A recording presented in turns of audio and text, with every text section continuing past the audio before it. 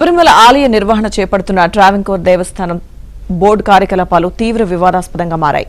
కూతురి పెళ్లికి దేవాలయం దగ్గర బంగారం అడుక్కునే వ్యక్తిని దాతగా చూపి ఆయనకు కిలోల కొద్దీ బంగారం పూత ఉన్న భారీ విగ్రహాల తొడుగుల పునరుద్ధరణ బాధ్యతను అప్పగించింది. పునరుద్ధరణకు ఆయన సొంతంగా వెచ్చించిన బంగారం 400 గ్రాములు కాగా దేవస్థానం 42.8 కిలోల బరువున్న బంగారం పూతతో కూడిన రాగి తొడుగులను ఆయనకిచ్చింది. చివరకు మెరుగులు దిద్దించి అప్పగించిన రాగి బంగారు తొడుగుల బరువు కేవలం 38.25 కిలోలు, అంటే 4.5 కిలోలు తేడా వచ్చింది.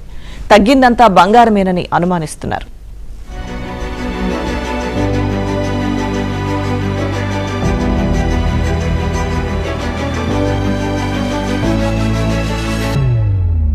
తొడుగుల పునరుద్ధరణ బాధ్యతను అప్పగించింది.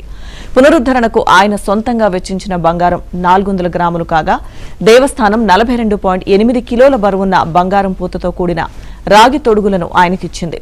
చివరకు మెరుగులు దిద్దించి అప్పగించిన రాగి బంగారు తొడుగుల బరువు కేవలం 38.25 కిలోలు, అంటే 4.5 కిలోలు తేడా వచ్చింది. తగ్గిందంతా బంగారమేనని అనుమానిస్తున్నారు.